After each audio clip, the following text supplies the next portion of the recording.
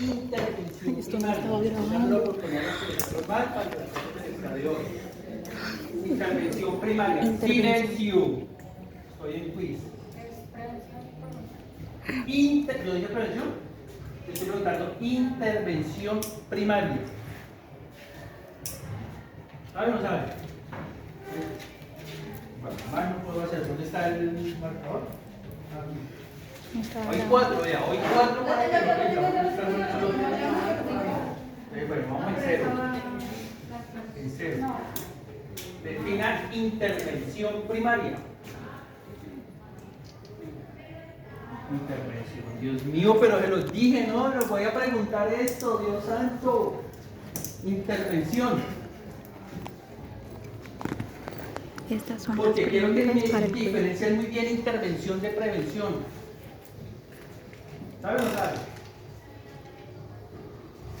Dios mío, los que les fue mal, estoy dando una oportunidad, por favor, estudienme. Estudienme como para que no les haga sacar mala nota a ellos, al médico que siempre es el que saca la cara cuando yo digo, bueno, al menos que suban, o a otros más que saben y todo. ¿No? Bueno, siéntese. 0. Intervención primaria. Intervención primaria. Tampoco. Representante.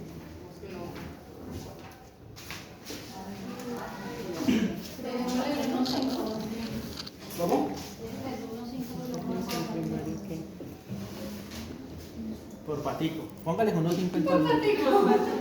Pero es que no se lo merecen. Dios mío, intervención primaria. ¿Qué es intervención primaria? Ustedes se pueden dar el lujo ahora, de que en el mismo momento, en el proceso de diseño, en el mismo proceso de diseño, en el mismo proceso de diseño de un puesto de trabajo, de un edificio y todo, ustedes tienen ya voz y voto, según la 2844, para poder ¿qué? Decidir. ¿Eso lo dice o no lo dice ahí? Y lo dije, por favor, les voy a preguntar eso, así como defina que es una posición antigravitacional prolongada, todo eso, ¿cierto? Dije, esas definiciones son muy largas, les voy a preguntar lo más fácil, intervención primaria. ¿Sí lo dije o no lo dije? ¿Sí lo dije, médico ese día? Y lo grité y les voy a preguntar eso. Es que si no me estudian, se me raja. ¿Quieren ir en coche? Pues se me le tira la nota a los demás también, ¿verdad? Bueno, listo, más no puedo tampoco. ¿Y por qué no pusieron esas preguntas? Bueno, vamos a empezar. La resolución de hoy, la ejercicio de hoy, al igual que dolor lumbar en específico y hernia de disco, es muy común porque ¿quién no ha presentado túnel de carga? Es una de las patologías que más se ve. O quien no ha presentado hombro doloroso, ya se van a dar cuenta, sobre todo los mercadistas, los de construcción, las personas que trabajan como conductores presentan muchas de esas patologías. ¿Qué es lo que yo quiero? Que desde el mismo momento en que ustedes llegan a la empresa y ven al trabajador, identifiquen ¿qué? El riesgo. Porque es que ustedes son los expertos en ¿qué? En riesgo. Ustedes son los expertos en riesgo, y como son expertos en riesgo, así como ustedes ya saben que si un trabajador hace esto es ¿qué? Producción. Si hace esto es ¿qué? Desgarro. Y si hace esto es ¿qué? Es cuando ustedes ven un trabajador que está generando movimientos por encima del hombro, digan que se me va a romper los tendones del manguito rotador, aquí lo vamos a ver y todo. Si hay un trabajador que tiene sintomatología del túnel del carpo, que pueden identificar esa sintomatología a tiempo para evitar el diagnóstico y el tratamiento. ¿Listo? Entonces, vamos a empezar con este paseo. ¿Fíjense? Hola, buenos días. Nada, el tema que les vamos a hablar es acerca de la resolución 2844 que nos dice que se debe aplicar la guía de atención integral, o sea que es la que hizo ya sea de hombro doloroso o de desorden musculoesquelético. Y en el parágrafo nos viene hablando que es de obligatoria referencia tanto para nosotros, o sea, los empleadores, en cuanto a prevención, promoción y vigilancia. Desorden musculoesquelético es la primera que hizo. Entonces, el desorden musculoesquelético es cuando hay una alteración en los huesos y en el músculo.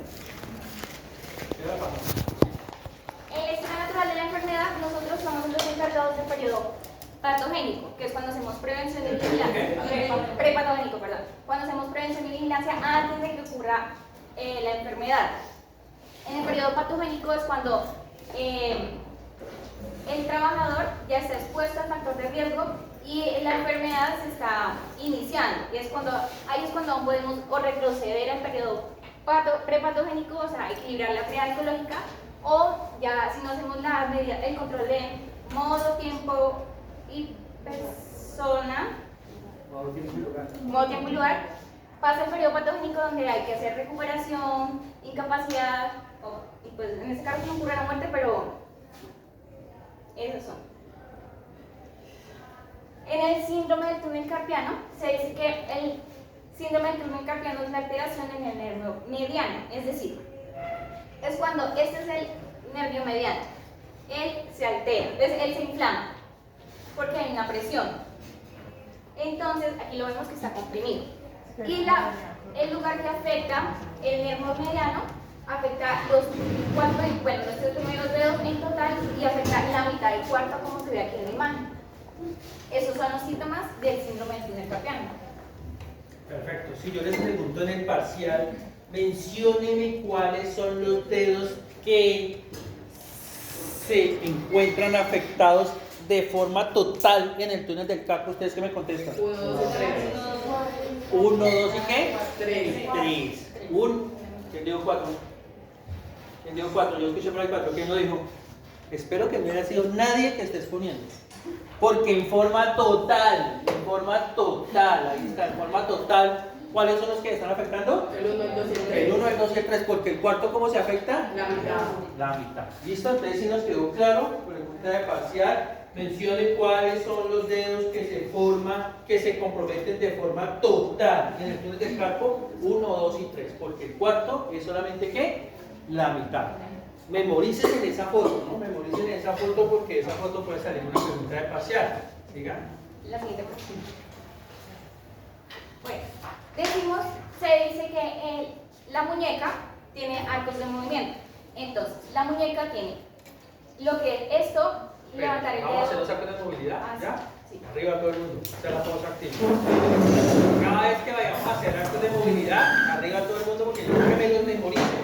¿Por qué me van a memorizar esos arcos de movilidad? Porque cualquiera de los que vamos a ver hoy, llámese muñeca, pulgar, codo, hombro, de seguro que les va a salir. Entonces, aprendan eso muy bien, si quieren se devuelve lo que quiera, pero que les quede claro. Hágale. La muñeca inicialmente está, metíme la mano porque se nervioso, en posición neutra. Esa es la posición neutra, como donde no hay presión en la muñeca. Posición neutra, todo el mundo, neutro. Luego pasamos a la abducción, perdón, que es cuando se separa el dedo pulgar del centro. No, vamos a hablar de la muñeca, De la del muñeca. pulgar. Ay, perdón, Flexión. me equivoqué. Tranquilo, Ok. tranquilo. Es flexión y extensión. Esos son los arcos de movimiento de la muñeca. Entonces, la siguiente viene hablando de la presión. Desviación. Ah, sí, perdón.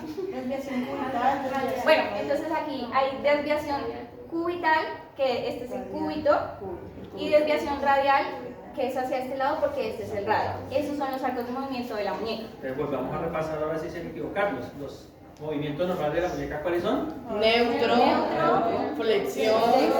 Extensión. Rotación cubital y rotación radial. Es importante comenzar con neutro. ¿Por qué con neutro? Porque a partir del neutro es el punto de partida para un túnel del carpo. Entonces, por eso es importante saber que esta es la posición neutra. ¿Listo? Entonces, neutra, flexión, extensión, desviación cubital y desviación ¿qué? Radial. Listo. Esos son los arcos de movilidad. Siéntese. Cada vez que vayamos a repasar arcos de movilidad, nos paramos. La siguiente. Bueno, el túnel de cardio tiene unos componentes. ¿Túnel de qué? De cardio, perdón.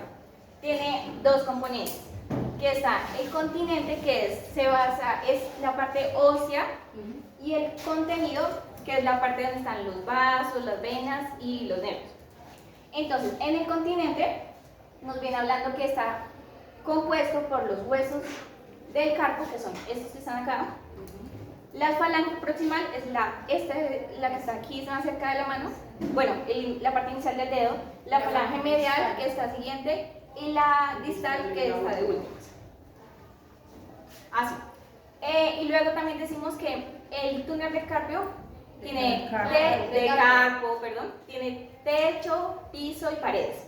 Entonces el techo es el ligamento transverso del carpo, que es este. El piso es los huesos del túnel del carpo y las paredes son el cúbito y el radio. ¿Sí les quedó claro? Sí. Siempre lo pregunto en el parcial, siempre. Entonces yo quiero que ustedes nunca se confundan entre qué es el continente y cuál es el contenido, que ahí es donde se pueden confundir en el parcial. Continente es la parte ósea y contenido todo lo que va por dentro. Y en el continente se encuentra cómo está conformado el túnel del carpo. El túnel del carpo está conformado por, cuando yo les diga, mencionen cómo está conformado el túnel del carpo, les estoy preguntando techo, paredes y piso. Techo, pared y piso. ¿El techo cómo está conformado? Por el ligamento transverso. Ligamento transverso. Las paredes El radio. y el piso. El hueso del carpo. Listo. Ustedes ya saben cómo está compuesto el continente y el contenido. El contenido por las venas, los vasos, los nervios, que es lo que va por dentro. Todo lo que pase por el túnel del carpo. Perfecto. Siga. Bueno, ya aquí vamos a hablar sobre presiones. Entonces, cuando tenemos en posición neutra nuestra mano en una muñeca normal, en una muñeca normal tiene de 3 milímetros de mercurio de presión. En flexo-extensión se maneja en flexo-extensión de 36 a 39, pero cuando una muñeca tiene túnel del carpo, entonces cuando está en posición neutra se maneja de 36 a 39 milímetros de mercurio de presión, y cuando realizamos la flexo-extensión se está manejando de 100 a 110 milímetros de mercurio. Eso es el túnel. El que entendió eso entiende por qué se genera un túnel del carpo. ¿Ustedes parecen? Pues ya, el que entiende presiones entiende el túnel del carpo. Entonces, mi muñeca es normal y la muñeca de ustedes tiene túnel del carpo. ¿Listo? Sí. Entonces, en posición neutra, eso ya lo importante que es empezar con el neutro. En posición neutro, mi muñeca, ¿cuánto maneja? 3 milímetros de mercurio. ¿Y ustedes? 36. Eso. En flexión y en extensión, ¿cuánto manejo yo? 36. ¿Y ustedes? 110. Eso es lo que yo quiero que aprendan. ¿Listo? Entonces ya saben, en la muñeca, cómo se aumenta esa presión cuando hay túnel del carpo. Y miren ustedes acá, miren ustedes aquí, donde está el contenido. Imagínense si lo normal son en flexo-extensión 36 o en neutro 3 milímetros de mercurio nomás. Imagínense una persona que tenga túnel del carpo, ¿cierto? Y que esté trabajando ahorita con posiciones ergonómicamente incorrectas, ¿cierto? Y que esté a 110 milímetros de mercurio. 8 horas al día trabajando o durmiendo 8 horas al día mal. Ahorita saben por qué pueden dormir más 8 horas en la noche. Entonces, ¿por qué se presentan los síntomas? ¿Sí ven? Entonces ahora sí van a entender por qué el adormecimiento, por qué el dolor, por qué la pérdida de fuerza. Porque en una cosa tan pequeña como esa, que es el contenido, se está generando una presión demasiado alta, ¿cierto? Que me está haciendo que ese nervio que ustedes ven acá, lástima que ahí en el televisor no se ve, que ese nervio se encuentre ¿qué? Aprisionado y no me le esté llegando ¿qué? Circulación, o sea que esté como que está ahí la foto en rojo. Y eso es lo que generan los síntomas. ¿Es perfecto? Sigamos. Aquí tenemos los síntomas del síndrome del túnel del carpo. Se manejan 3 fases, grado 1, 2 y 3. Pues aquí, como lo podemos ver, esa es la neurona, el núcleo y las dendritas. Esa neurona está conformada por una cápsula de mielina y lleva un axón. ¿Qué es lo que sucede en el grado 1? Muchas veces las personas que tienen túnel del carpo dice que tiene adormecimiento. ¿Por qué causa ese adormecimiento? Porque se está afectando la cápsula de mielina. Señáleme de ahí. ¿Dónde está? Esa.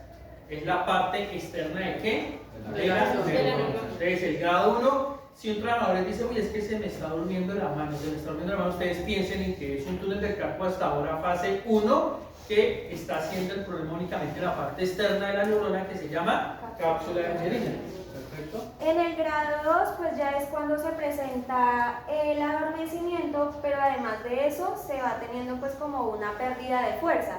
¿Por qué sucede esto? Porque se va perdiendo, se va alterando la mitad del axón, ¿qué es esto?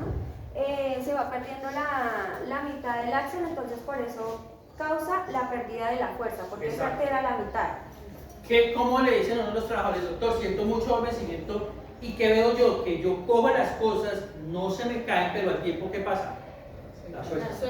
¿Por qué? Porque la alteración como tal está en el axón. ¿Pero en qué parte del axón? En la mitad, es decir, se rasga la mitad, pero no se rasga aquí. Todo, como los que vieron anatomía conmigo. ¿Qué es lo que pasa en un esguince grado 2? Que se rompe la mitad del ligamento, pero no se rompe todo. Es más o menos así parecido. Y en el grado 3, En el grado 3 pues también causa adormecimiento, pero ya es la pérdida de la fuerza total debido a que el axón se perdió totalmente. Entonces por eso ya no hay como tal ese agarre ni la fuerza para poder sostener las cosas. y esta foto es muy bonita porque ustedes se dan cuenta qué hace la neurona con el músculo, qué hace estimularlo. Y a través de qué pasa el estímulo, pues del impulso nervioso, que ustedes ya saben. Pero si no hay impulso nervioso, porque no hay axón. Si no hay axón, no está el cable que lleva el impulso nervioso, entonces se va a estimular el músculo. No. Y si no se estimula el músculo, ¿qué pasa con el músculo? No Se sé. atrofia. Y por eso es que vemos nosotros esas manos totalmente ¿qué? Secas. Entonces dice el trabajador, no doctor, es que yo voy a coger y no, a mí se me caen las cosas. ¿Por qué? Pues porque el músculo no tiene. ¿Y por qué no tiene? Por el compromiso del axón. Ya es un grado 3 en el túnel del carpo. Perfecto, no sí. ¿Sigamos? Pregunta de parcial. Esta fue una de las preguntas que nos dijo el profesor que investigáramos, que es el origen del nervio mediano. ¿Desde dónde viene? Pues viene desde la columna. Viene desde la columna cervical 5 hasta la 8 y de la torácica 1 hasta el paso pues todo el nervio. Entonces dice la gente, ay, es que ella es secretaria y eso se lo dieron común, es que eso siempre lo dan común. Ah, pero es que resulta que tienen 3 o 4 hernias a nivel cervical y esas hernias como tal están, ustedes ya son expertos en hernias, ¿cierto? ¿Qué pasa con una hernia? Comprime la médula. Si estas hernias me están comprimiendo aquí este nervio acá y están generando un túnel del carpo, ¿es por el movimiento repetitivo o por la hernia? Ah, si ve que no todo es laboral tampoco. Es un túnel del carpo se puede presentar, ¿cierto? Por algo diferente a movimientos repetitivos. Sí. ¿Sí? ¿Por qué? Por un problema a nivel de donde empieza, a nivel del plejo braquial, a nivel de la columna cervical. Yo hago una pregunta en el parcial. ¿Por qué se puede presentar un síndrome del túnel del carpo que no sea relacionado con el trabajo? Respuesta, porque hay una compresión a nivel de ¿qué? De la columna cervical. Y ahí lo están viendo perfecto, tomen una foto, tomen todo, pero esa es la respuesta. Perfecto esa imagen. ¿Sí les quedó claro, no? Entonces, no todo túnel del carpo es por movimiento repetitivo. ¿Sí vieron? Entonces, no culpen, pero es que la Junta de Médicos Laborales para ellos todo es común. No, es que no tiene que ser muy objetivo. Tenemos una niña de 50 años con 5 hernias allá y se demuestra que la compresión está acá, pues eso está generando un el carpo, no, eso no es el problema. Entonces sí que hace movimiento repetitivo y todo, pero sí, opérenla de acá, opérenla. La operaron, sí, mejoró el túnel del carpo, no era por movimientos repetitivos, bueno, ya se operó, pero siguió con los mismos síntomas. Ahora sí vayamos a mirar si es un túnel del carpo o no, ¿sí ve? Pero no todo túnel del carpo se genera por movimientos repetitivos y ahí le están demostrando, como me gusta a mí, el porqué de las cosas. Perfecto, sí. Bueno, ya Ahí, tenemos- listo. Ahora te ayude. ¿Quiere con usted? Al médico no lo pongo tan fácil, ¿verdad? Usted. No, es muy fácil por usted, médico, tira. Ahorita explícalo. Bueno, hay factores de riesgo extralaborales e intralaborales. Como dice el profesor, no todas las actividades o todos los movimientos repetitivos que se generan dentro de la actividad laboral producen el túnel del carpo. Hay algunos factores que son propiamente de los hábitos poco saludables, predisposición genética o otras enfermedades de comorbilidades anteriores que pueden desarrollar un túnel del carpo o agravar la condición de un túnel del carpo. ¿Listo? Entonces, entendiendo ya que mis compañeros explicaron, y el profe explicó, que en el túnel del carpo se pendeja mucho la presión, ¿sí? Entonces, al aumentar la presión en el nervio, este nervio se ve afectado, dolor, adormecimiento, pérdida de la fuerza y de la capacidad motriz. Entonces, ¿qué pasa? En personas con obesidad, ¿sí? Debajo de nuestra piel, entre la piel y el músculo, hay un tejido que es grasita, ¿sí? En las personas con obesidad esa grasita aumenta mucho.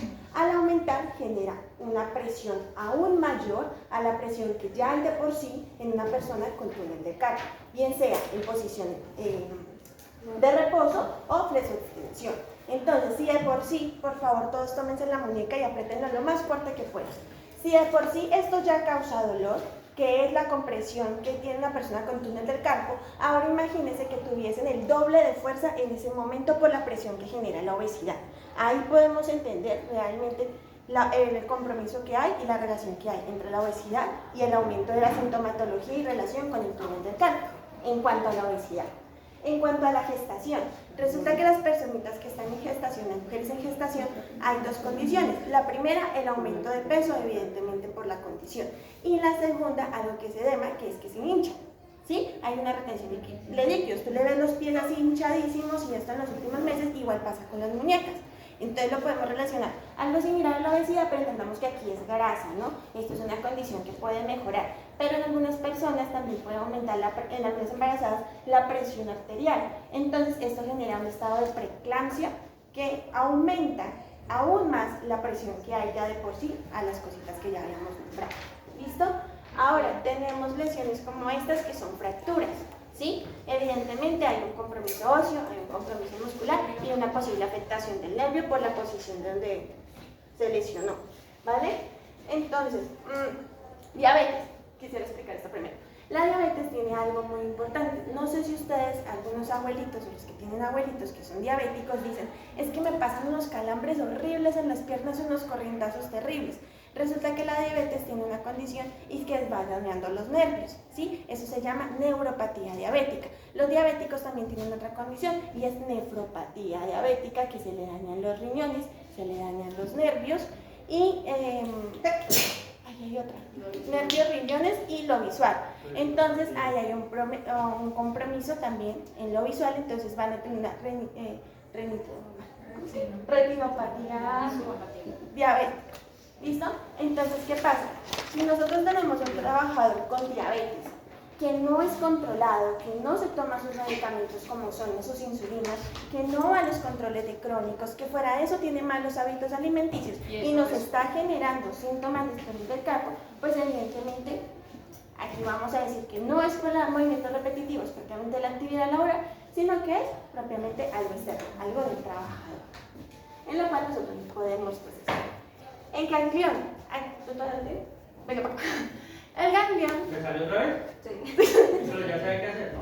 Sí. El ganglión, si ustedes pueden notarlo acá y si lo tienen, es que no sé si puedo aumentarlo. ¿No? Sí, se puede hacer. Bueno, resulta que el huesito tiene un líquido por dentro, ¿sí?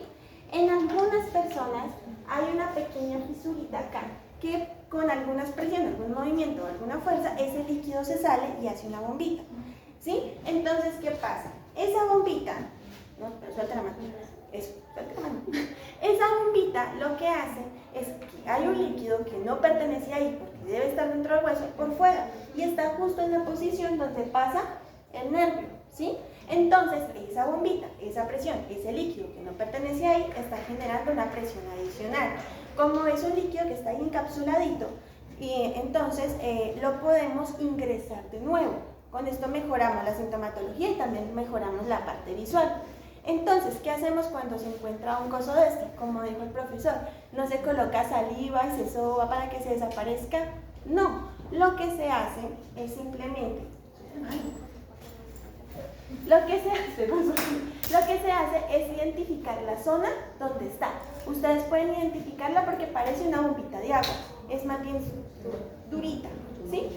Entonces, ustedes la tocan y lo que hace es identificarla, ¿sí? Con un dedito a un lado, con el otro dedito al otro. Y lo que hace es sobarla e ingresarla. ¿Sí me hago entender? Sobo e ingreso al hueso. Sobo e ingreso al hueso. Después de unos cuantos movimientos y dejando reposar tantico, se van a dar cuenta que el líquido habrá ingresado nuevamente. ¿Listo? Y así habremos mejorado una presión innecesaria en el nervio y por ende los síntomas que vienen de ahí. Claro. De hecho, en la clase, en el consultorio, vimos que sí entra totalmente porque desapareció. Sí, Importante el ganglión que yo hace poco vi una trabajadora que me llegó a mí, me llegó con la siguiente información. Me llegó con un ganglión. Lo primero es que el ganglión es duro, a diferencia del linfoma. El linfoma es de grasa y el ganglión es de qué? El líquido del hueso. Eso se llama mucina. Ese líquido se llama mucina, líquido del hueso, y es totalmente duro. Esta es la diferencia con el ganglión. Pero llega y me dice, es que me mandó la profesional del CST porque tengo túnel del carpo por el trabajo y por eso me salió esta bomba. Obviamente se nota que no he pasado por acá. Hombre, ¿el ganglión tiene algo que ver con el trabajo? No. Ahí estamos diciendo, pero lo colocó extralaboral. ¿Y qué es lo que es? Pues mire, el hueso tiene un recubrimiento como este ladrillo, tiene un recubrimiento que es el cemento, pues el hueso tiene un recubrimiento que se llama periósteo. Ese recubrimiento se rompe, sale el líquido del hueso que se llama mucina y se forma la bombita que dice la compañera, que es el ganglión, que es muy duro. ¿Sí? Está la creencia de la abuela, que es muy respetable, ¿cierto? Que se eche salivita y todo, pues al hecho de echarse saliva hace lo mismo que estaba haciendo la compañera, que es meter el hueso, es meter el líquido nuevamente ¿a qué? Al hueso. Pero recuerden que ¿por qué se salió la mucina? Pues porque hay un roto en el periósteo. Ese roto no sea qué, no sea suturado, por eso es que a ella le volvió otra vez a salir el líquido. Me imagino que igual o menos, igual, o puede salir más. Entonces, ¿qué se hace en el caso del ganglión? Pues hay que operarlo, pero ¿cuándo se opera? Cuando está muy grande por estética o cuando produce limitación en la flexoextensión por dolor. ¿Sí? De resto, no es el objetivo, que es más estético que otra cosa, y lo único que se hace, ¿qué es? Pues escoger el periósteo y ¿qué? Y suturar. Lo que pasa es que es una microcirugía. Y ya se quitó el problema de encima. Entonces, con eso lo que quiero decirles es que es muy respetable lo que dice la abuela, pero recuerden que ustedes aquí aprenden conmigo el porqué de cada cosa. Y el ganglión no se maneja con saliva, con el respeto que merecen las abuelas, sino que lo que se debe manejar es hacerle presión ahí, como dijo la compañera, más o menos ¿cuánto me muere? ¿Como unos 3 minutos? De tal manera que ese líquido entra nuevamente. ¿Y por qué va a aparecer nuevamente otra vez? Por los movimientos que se generan repetitivos, pero el daño como tal ya estaba hecho, que es por el periodo. ¿Claro? Acá tenemos otras dos condiciones. Esta es una inflamación, ¿sí? La inflamación puede ser por una contusión o por algo que aumenta la presión, nada tiene que ver con el ámbito laboral. ¿Listo? Y esta lo podemos referenciar a enfermedades de base, como es la artritis, la artrosis, que lo que causa es una inflamación de las articulaciones y de las uniones que tienen sus huesitos en sus lugares. Entonces, claro, esas malformaciones van generando un dolor y una inflamación aumentada en esa zona. ¿Ustedes han escuchado la artritis reumatoidea juvenil? No. Pues hay una patología que se llama artritis reumatoidea juvenil, y yo considero que es muy importante que una persona que estudie, lo que estudie sea muy acorde a lo que va a hacer. ¿Por qué? Porque hace poco vi una contadora, su primer empleo, 21, 22 años, recién graduada, pero tenía artritis reumatoidea juvenil. Esa paciente puede elaborar haciendo movimientos repetitivos como contadora en una empresa. No. Es que hice yo, se restringe para movimientos repetitivos por largos periodos de tiempo. ¿La empresa la recibió? No. La pobre contadora, ¿qué se va a poner a hacer? Si tiene un problema ya de base, si ya tiene un problema, no sé de qué trabaja independiente. Pero entonces, miren, ahí están riesgos extralaborales. ¿Usted cree que una empresa se va a exponer a contratar una trabajadora que más adelante puede hacer un túnel del carpo? Ay, que no, que era común, listo, es común, pero igual es túnel del carpo, va a generar recesión y todo, ¿y qué problema después para sacarla? Y no es que nosotros estemos siendo, como dice la gente, uy, no es que me está discriminando por mi enfermedad. No, es que la empresa también tiene derechos, así como tiene derecho de trabajador. Y dentro del profesorama debe decir que patologías de miembros superiores, llaves en el colágeno, inflamatorias, propias del hueso como los gangliones, restringen para ingresos a trabajar. ¿Por qué? Porque ¿cuál es la función de ser de las partes administrativas? Los movimientos repetitivos también. Y si tenemos una paciente que a los 22 años tiene una artritis reumatoidea juvenil, que es una enfermedad progresiva degenerativa, ¿cómo va a estar a los 40? Así. ¿Y va a poder manejar el computador? Pues no. Así de fácil no. Entonces tenemos que ser muy coherentes, ¿cierto? si sabemos que sufrimos de alguna enfermedad con la profesión que nosotros vayamos a elegir. Listo. Ya teniendo en cuenta que hay unos factores que influyen, pero no son determinantes en la actividad en cuestión laboral, ahora sí vamos a ver los factores de riesgo intralaborales.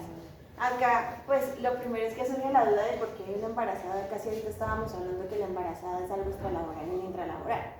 Pues resulta que esta mamita, por estar mucho tiempo, por lo mismo de la hermetización y por la presión arterial, si está muchísimo tiempo en una misma posición, pues ¿qué va a pasar con las manitos?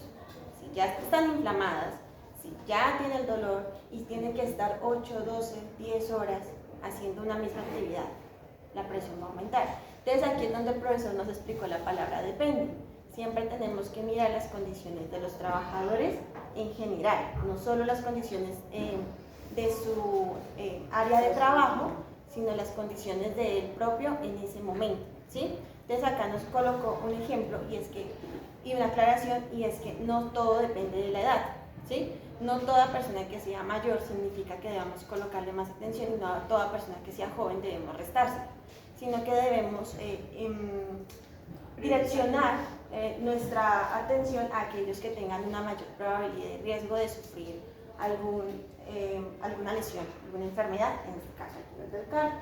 Entonces, si ustedes ven, miren la posición tanto del teclado como del mouse y de la mesa. Ustedes ven que el teclado está prácticamente en la barriga de la mamita. Está prácticamente sobre el borde de la mesa. Entonces, si pueden, por favor, coloquen la muñeca al borde del pupitre y traten de tenerlo por unos segundos en esta posición. Ustedes se van a dar cuenta que después de unos segundos va a ser netamente incómodo. Y si ven, la silla está muy pegada al escritorio. Entonces, imagínense uno tener el teclado acá, la pancita, la inflamación, el edema, la presión arterial, el teclado acá, y ahorita explicamos el teclado, pero el teclado acá, el mouse acá, y en esta posición 8 o 10 horas, fuera de la presión que ya hay. Entonces aquí es donde vemos que no solo son las condiciones que están en el trabajo, sino también las condiciones del trabajador y lo que en este momento, en esta etapa, como mamita está pasando. ¿Listo? Por eso colocamos la materia. Ahora bien, tenemos que tener en cuenta lo otro, y son algunas actividades específicas de algunos trabajos, ¿vale? En este caso hablamos mucho también de los administrativos, los secretarios, por la posición, pero ustedes se pueden fijar en este ejemplo de las máquinas de coser, tienen una posición igual, o sea, están en esto y están con una inclinación similar, pase, 8, 10, 12 horas la tela, una y otra vez, en unas condiciones no aptas, ni de espacio, ni de ergonomía, ni de nada, ¿vale? Acá lo de las patitas, que va relacionada a esto. Entonces, ¿qué pasa con los teclados? El ejemplo que les dice ahorita de que colocaran las manos sobre el borde del pupitre, de la mesa, y colocaran la posición de las manos por ahí unos segundos, es de por sí ya incómodo. Si ustedes usan un teclado con una inclinación así, es lo mismo que ustedes estar con las manos acá todo el tiempo y haciendo este movimiento. De ahí porque la recomendación, que aunque el teclado tenga las paticas, lo más ergonómico y lo más adecuado es que el teclado esté en su posición natural, o sea, sin las paticas, en reposo, tal cual como viene. Cosa de que la mano no esté ni en extensión ni en flexión, sino que esté en reposo. ¿Sí entendieron bien eso, no? Si ustedes sacan las patas del teclado, ¿cómo queda la muñeca? ¿En qué posición? En extensión. ¿Y si tiene un túnel del campo, cuánto está manejando? 110. ¿Y si no tiene túnel del campo, cuánto estaría manejando? De 36 a 39. Entonces, si ven la diferencia tan garrafal de sacar las patas, entonces, ¿qué es lo que tienen que hacer? Quiten las patas, ¿cómo queda el teclado en posición qué? La que tiene túnel del campo pasa de 110 a cuánto? A 36 o 39, y si no tiene túnel del campo, ¿pasaría a cuánto? A 3. Ahora, aquí hay que... todo lo que significa simplemente quitarle las patas del teclado. Aquí tenemos que tener en cuenta otra cosa que influye mucho. Cuando les hice el ejemplo que colocaran las manos sobre el borde del pupitre, ustedes están generando una presión adicional por la posición. Entonces acá, ¿qué es lo que nos explicaba el profesor? La importancia de una distancia adecuada en la posición de la mano. Digamos que la mano no está solita, ¿sí? La mano trabaja en conjunto con el resto del brazo. Mano, codo, codo, codo. Entonces, no es lo mismo tú tener todo el tiempo la mano en esta posición. ¿Me tienes acá el libro? No es lo mismo tener todo el tiempo la mano en esta posición, ¿sí?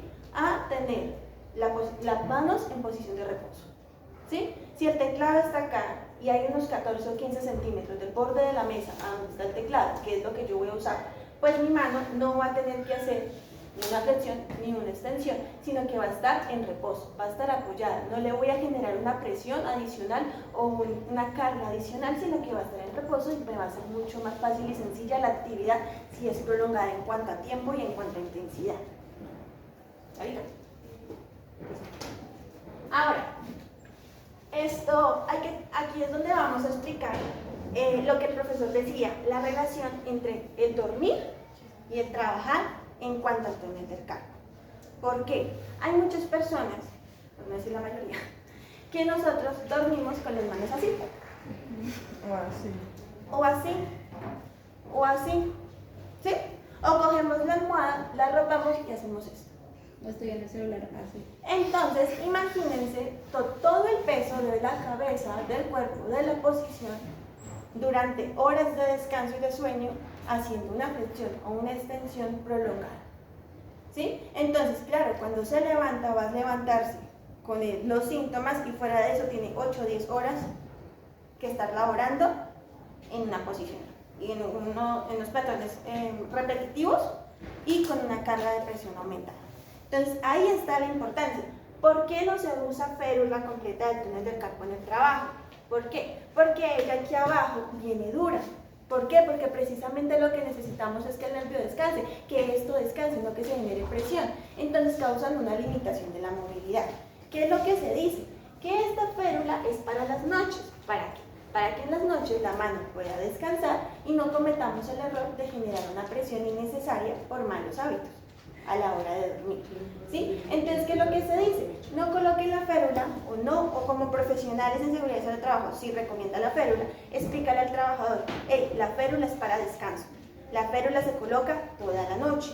¿Para qué? Para que tu mano esté en reposo y al otro día la inflamación haya reducido o los síntomas hayan disminuido o sencillamente retrocedemos al periodo prepatogénico. ¿Claro hasta ahí? Eso.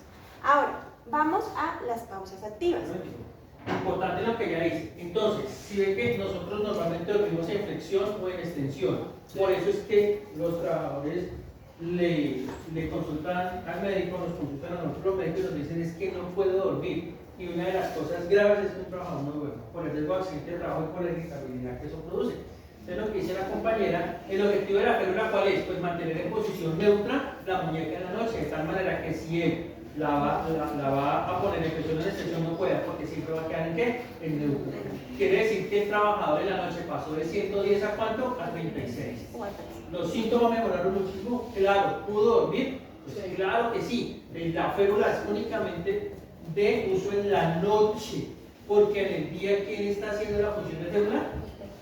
La mesa. ¿Quién está haciendo la función de férula en el día? El teclado. El teclado, mire, porque ¿qué va a hacer el teclado? Mantener la muñeca en posición ¿qué? Neutra. Por eso el teclado, la férula no se utiliza en el día, porque para eso tenemos que el teclado. El teclado obliga a la muñeca a estar en posición neutra. 1 y 2. Porque imagínense que si ven en la parte palmar, que hay como un resalto de esa férula, pues ese resalto es eso que está mostrando ella. Ese pedazo de platina es rígido y es lo que permite que la muñeca quede así, en neutro. Imagínense el trabajador con esa muñeca rígida trabajando, pues va a ser mucho más dolor, mucho más incómodo. Por eso es que la férula es únicamente de uso ¿qué? Nocturno, porque en el día, ¿quién hace la función de férula en el día? Falso o verdadero. ¿La férula se debe utilizar en el día para trabajar? ¿Por qué?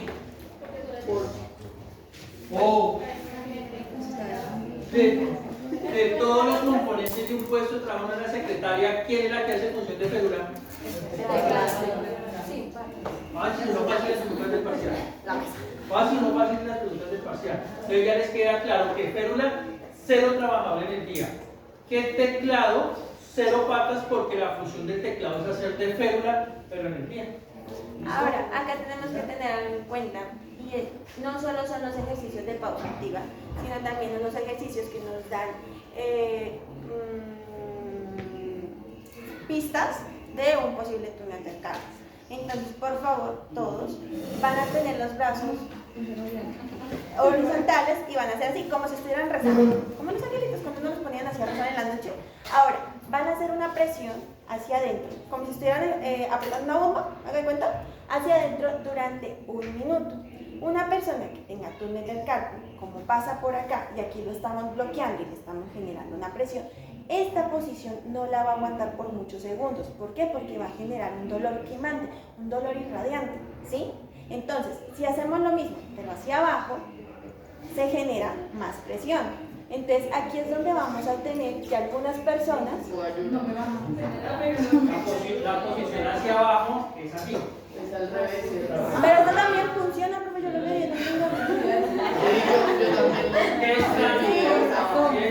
no tengo justificación. ¿Qué estamos evaluando ahí? La compañera lo hizo bien. Así lo está evaluando en qué? En extensión, pero así lo estamos evaluando en qué? En flexión. Y recuerde que tanto en extensión como en flexión se está comprimiendo el nervio mediano. Si por 1 minuto duele, es porque ya está como inflamado. Y eso Pero puede doler sobre una posición. ¿cómo? Claro, por eso está la posición. No, pero si no duele en la otra, o no se puede. Si no duelen las dos, hay otra que nos va a enseñar también. Si me entiendes, lo importante es que ustedes hagan esas pruebas en el trabajo. Si tienen alguna duda, médico laboral. Y ya nosotros confirmamos. Pero miren, esas son pruebas de qué? De Fallen. La prueba de Fallen es una flexión y una extensión sostenida de la muñeca por 1 minuto y lo explicó muy bien. Ahora, ¿cuál es la otra prueba que la tienen? Uy, espérame que me lo ahora, ya voy. Entonces, hay otra prueba que hay 2 formas de hacer. Digamos, en el equipo sí se tiene, que es como un martillito para mirar los reflejos. No sé si ustedes han visto las películas que cogen y le pegan a la rodilla y se mueve sola. Reflejos. Hagan de cuenta que algo similar pasa en la mano. Entonces cogen ese martillito, que es como una forma de triangulito, ¿sí? Y lo que hacen es golpear donde se supone que debe pasar el nervio. Entonces, inmediatamente, y sienten dolor, ¿sí? Entonces, ahí pan y sienten dolor, ¿listo? ¿Es así o así? Explíquele cómo es la maniobra. Entonces se usa, pero...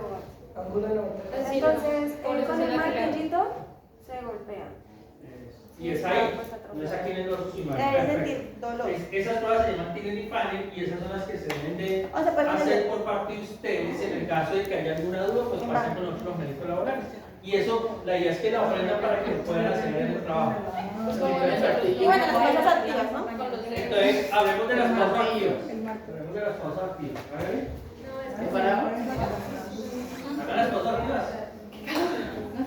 Sí, pausa activa, a ver, pausa activa.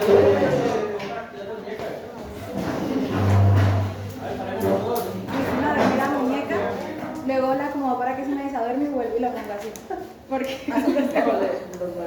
Linda perfeccionista. Bueno, entonces acá tuvimos también un ejemplo del profesor, que una compañera nos colaboró ese día con el ejemplo. Y es que para hacer una pausa activa no se necesita mucho tiempo. Y más para lo que es para muñecas y esto, porque mientras vamos al baño, mientras hacemos algo, podemos irlas haciendo, así que no es como que tenga que interrumpir mi actividad laboral por hacer una actividad de estas. ¿Listo? Entonces, la primera es cerrar la mano fuerte, fuerte, fuerte, fuerte, fuerte, y luego abrirla grande, grande, grande, grande. Fuerte, fuerte, fuerte, grande, grande, grande. Esa es la primera. ¿Listo? Entonces, aquí estamos trabajando todo lo que es el conjunto de músculos y huesos. ¿Listo? Para relajarnos. Ahora, la otra, rotación, tanto interna como externa. Ojo con hacerlas muy rápido, ¿no? Entonces, lento, lento, lento hacia afuera, lento, lento, lento, lento hacia adentro. ¿Listo? Ahora hay otra que es la que venimos hablando tanto de extensión y de flexión, ¿sí? Entonces, posición totalmente recta del brazo a 90 grados, manito bien arriba, deditos al Se me olvida el frente, dedo gordo. deditos al frente y atrás, atrás, atrás, atrás. Pero duro, ¿no? Es una extensión sostenida dura. O sea, se debe sentir la tensión completa. No es que hago esto y ya, No, debe ser totalmente recto para que la tensión se sienta completa. Y luego, al revés, hacia abajo. El dedo gordo. Pero en el palmar, no es que no lo hagan acá en los dedos porque no están haciendo nada. Aquí en el palmar, abajo, abajo, que se sienta la presión durante unos segundos. Ahí ustedes deben de sentir acá el tironazo que ustedes dicen, uy, pero a veces me está doliendo, ¿cierto? Entonces, son ejercicios que no nos toman mucho tiempo, que los podemos hacer en cualquier momento, pero que nos sirven mucho para este proceso. ¿Y cuál es el objetivo de la pausa activa? Dime. ¿El objetivo de la pausa activa cuál sería entonces? ¿Está preguntando a nosotros en general? Eso, permitir que los mecanismos de autorreparación puedan ¿qué? Regenerar esos músculos, esos tendones, esos ligamentos, esos nervios que se encuentran ¿qué? Fatigados. Si los podemos colocar, ¿no? El objetivo de la pausa activa, ¿cuál es? Pregunta de parcial.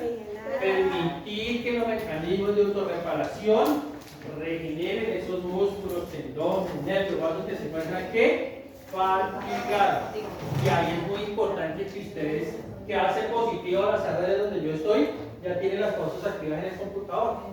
Pero la pausa activa no es una receta de cocina como lo expliqué yo ese día. La pausa activa es individualizada. ¿Individualizada por qué?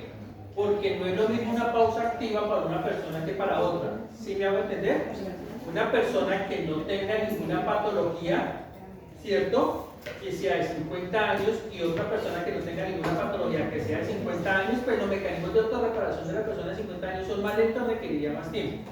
Pero si tenemos una persona de 50 años comparada con una niña que está en embarazo de 18, ¿quién necesita más pausa activa? La niña de 18. Si tenemos una niña de 20 años con una artritis reumatoidea y una persona de 50 años que no sufre de nada, ¿quién necesita más pausa activa? La niña de 18. Hay que tener muy en cuenta que la pausa activa no es decir 5 minutos para todo el mundo, no, porque pierde mucho tiempo en la empresa. Porque una persona de 50 años con un minuto que no sufra de nada es suficiente. Y una persona que esté en embarazo, si sigue de 18 o 20 años, necesitaría por lo menos ella sí 5 minutos. ¿Claro hasta aquí? Sí. ¿Sí? ¿El médico? Sí. No, importante esa palabra, la calistenia antes de jornada laboral. ¿Qué es la calistenia? Aquí yo les puse a ellos un ejemplo. ¿Quién trabaja como secretaria acá? Que no sean los de ellos. ¿Usted? ¿Usted hace la pausa activa? ¿Por qué? ¿Y por qué? Porque a veces estoy ocupada O sea, no le queda tiempo porque está ocupada. Listo. Bueno, silencio, silencio, va cuidado acá. Ustedes no nos están exponiendo y vea, hay una pregunta y la están respetando. Vamos a ponerse que vaya. ¿Por qué no hace la pausa activa usted? Yo hago la pausa activa, pero individual no, o sea... Pero la individual, sí, ¿por qué pero no la individual?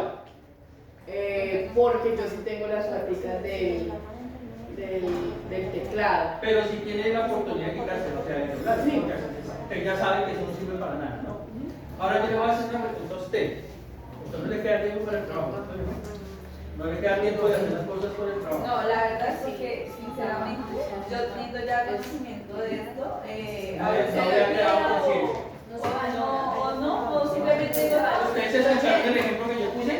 Si escucharon el ejemplo que yo puse, entonces el ejemplo que yo puse fue el siguiente, que se lo vamos a poner a usted también, para hacerlo usted todos. ¿Usted conoce a Messi? A Messi. ¿Cierto? ¿Messi juega con qué equipo? Con el Inter de Miami. ¿Sí o no? Listo. Eso solo lo sabe. Juega con el Inter de Miami.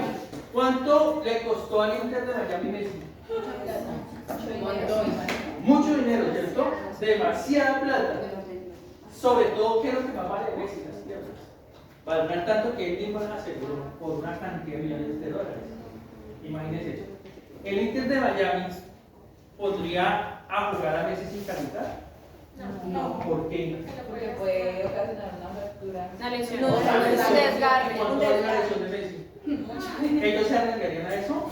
No, pues esa es la calistenia. ¿Qué es la calistenia? Es preparar el cuerpo ¿para qué? Para la jornada